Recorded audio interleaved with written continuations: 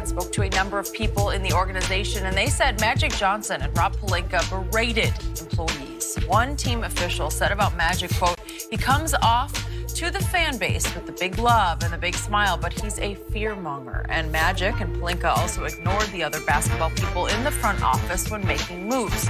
And LeBron's agency, Clutch Sports, led by Rich Paul, became a powerful influence on the team. One agent said, quote, coaches know Rich is trying to get them fired, and players know Rich is trying to get them traded. It's a lot of stuff there. And it was a lot to read through. Chris Broussard is still with us, but Skip, I am going to start with you on this. What was your takeaway? Because there was a lot here. Long story with 3 big flashpoints. Again, number 1, according to about 24 former and current staffers, Magic was a tyrant of a boss, and Magic did a very poor job in assembling last year's Lakers. Point number 2, Rich Paul is basically trying to run the Lakers according to the story. And point number 3, Linda Rambus, quote unquote, controls and manipulates Jeannie Buss, who is supposed to be the ultimate final say of the Los Angeles Lakers. Now, back to Magic Johnson. If you remember the night he so abruptly quit before that game at Staples, he suddenly started defending himself about something that we couldn't quite understand, right? We had heard a long rumored story by ESPN was in the works, and by then he had been asked about this story, and that night he said this: never disrespected nobody, never did anything bad. Now, am I tough? Hell yeah, I am. You work for me, I'm demanding. That's who I am. But at the same time, I'm fair. I'm going to defend Magic on this count. I know Magic. Listen, if you watched his career, he was a cold-blooded killer on the court. I know he's got the greatest smile in the history of sports, and I know he can be great with the media. But just if you watched, you saw. That guy that ran Showtime's Lakers with an iron fist, that's how he ran the Lakers in the front office. That's probably how he run his other businesses. I've worked for guys like this. I've worked for women like this. It's tough, but the strong survive. A lot of times they're very good, too. A lot of times they're very good, and a lot of people were left by the wayside. You know, a lot had to quit, a lot just couldn't take it. Maybe that made the organization better. Then we're back to what happened with the Lakers last year. There's one of the assistant coaches quoting is saying, we all had the same reaction that the basketball world did. What the F are we doing? Not only are we not getting shooting, which they obviously needed last year, but we're also getting every basket case left on the market. I was laughing. Skip, I read that. I was okay, is that not true? That's what everybody thought. It was like, what in the world are they doing? Well, again, it was Magic's idea, I guess. Was Pelinka involved a little bit? I think LeBron had something to do with it. Okay, well, we went back and forth. It was at least run by him. And he was like, he signed off on this because the whole thrust was we want playmakers, right? Sure. Well, they got some playmakers. They're kind of basket case playmakers, but it was a bad idea, okay? So was Magic a great GM? He was not. And we've detailed all the bad moves that he made. Now back to Rich Paul. Is there anything shocking here that he tried to take over and that he made the culture bad, according to the story, that the coaches felt like he was trying to get the whole staff fired? I'm good with that. I think that was going on. And the players thought that he was trying to get a bunch of the young players run out of there in favor of bringing Anthony Davis in. Well, any revelation there? You got me. I mean, we got the only assets that we got to trade to get Anthony Davis is y'all guys. Okay. We can't trade LeBron because we want someone to come join LeBron. So you're it. Okay, so this is not new either, but the shadow owner of the Lakers is the wife of Kurt Rambis, Linda Rambis, who was like a big sister to Jeannie, and she was growing up through the organization. And now, if she is in fact sort of quasi in charge, that should be horrifying to any potential free agent who wants to come to LA. What is going on upstairs? Where does the buck stop? Who has final say? Linda Rambis? Does that mean Kurt has it? Phil Jackson have it? I don't know, but it's not a good look. Kurt sitting in on coaching meetings at times. I mean, I'm with you, Skip. I mean, this kind of confirmed a lot of what we surmised just from watching what was going on. Yeah, Magic, look, the one they mentioned him berating, and I know Magic well and have been around him a lot, it's hard for me to see him mistreating people. Now, like you said, he was tough and demanding as a player. I'm sure he could be that way as a boss. The one example they gave was that he reprimanded a woman she messed up a car service for a draft pick. Draftee. Yep. Okay. And he said, if you make another mistake, you're gonna get fired. He said, I don't make mistakes. I don't. It's been a while since I've been yelled at by a boss, but I got yelled at. I remember vividly as an intern being yelled at. And like you said, that's the workplace at times. Yeah. Sometimes you just gotta, and obviously as an athlete, I mean, so sometimes that you have demanding bosses. Pelinka, you left him out. That was the interesting thing. I mean, the damning thing about what they said about Pelinka was that he's viewed as a serial liar. And that is true. I have talked to, this narrative that nobody likes Pelinka in the league. I have talked to a few people in the league that do like him and deal with him. Okay. Are they liars too? But most people, I have to admit, have said, they don't trust him.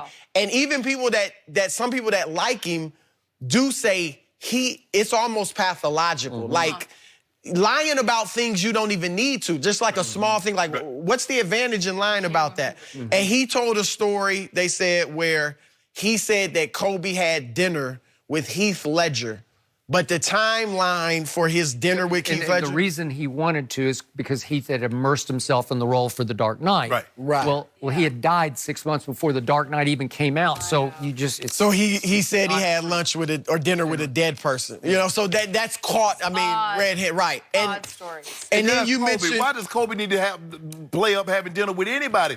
He Kobe. Like, why you... Right, Heath Ledger should be telling that story. God bless him, had he been alive. But... Rich Paul, and that's the quote about Rich Paul was from an agent, right? That's a competing agent. Now, I get it. If I'm another agent, if you're Rich Paul's standpoint, that's what you want to do as an agent. You want to get as much influence as you can. Other players looking at Rich are like, he got the juice. Like, maybe I do, because this is a cutthroat game with agents. Now, I can see how other agents, though, would hate that. It's like reporters. If a reporter has some special access to Magic or Pelinka that I don't have, I'm going to be upset if I'm trying to compete with them. So I can see how other agents, this is where it could bite the Lakers.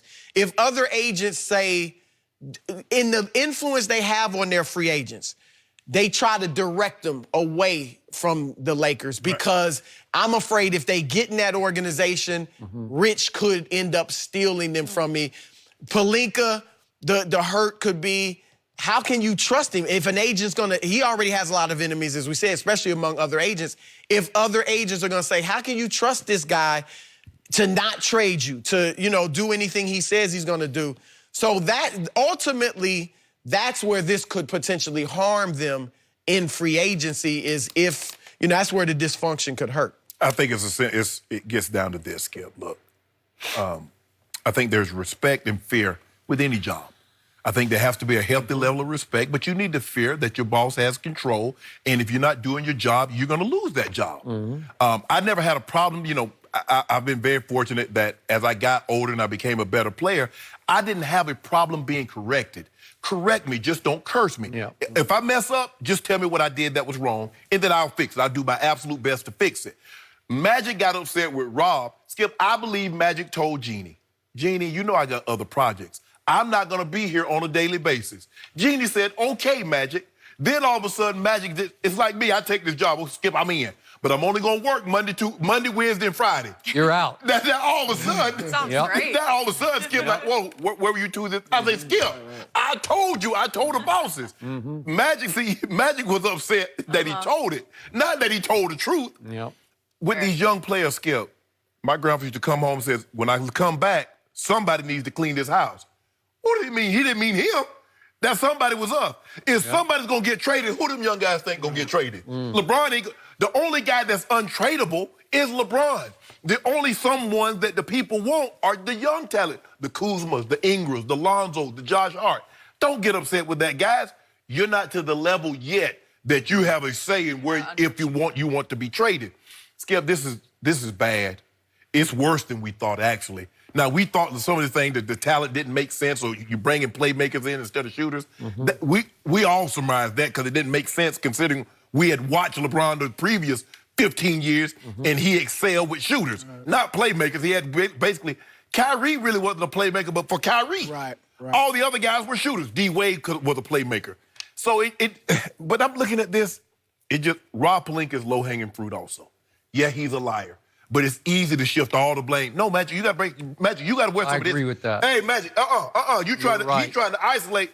Oh, this is all Rob. No, bro. Well, and to your point, Magic, this was just going around on social media that we know on the other network that Magic had said, I told Jeannie that I wasn't, I got other business, I'm not going to be around. But the day he was hired, or right around when he was hired, Magic and Jeannie were on one of the Lakers talk shows, and Magic said, I'm walking away from my other businesses and giving 150% to the Lakers. So he kind of got caught. Right. So I don't know if he actually did tell Jeannie, I'm not going to be here. What happened was he said, well, I wanted to do this, and then when I came back, this Magic. If you don't get to leave for months on end and then come back and say, well, I want to fire Luke. Now they're going to make you run it through some other people because Magic was being away, Skip, and coming back and wanting total control like he had never left. And Jeannie was like, no, that's not how it's going to be. You need to talk to... Well, I thought I had control. You did if you were here on a daily with And that wasn't the case. But Magic bears some responsibility, some culpability in this. He's trying to push this off on Rob, where everything that's going wrong with Rob, with the Lakers, is Rob's fault. I got LeBron. No. LeBron was coming here. He picked you. Yeah, LeBron was coming this way, and you just happened to pick him up. He was hitchhiking. LeBron was coming this way anyway. So many layers to this. We could have gone through every certain part, but either way, they're going to have to start to turn the page and make some changes if they want to get anyone here. We want AD. Chris, thank you for joining us. Thank you for adding that in every single time we finish up a Lakers conversation. Is Klay Thompson the best two-way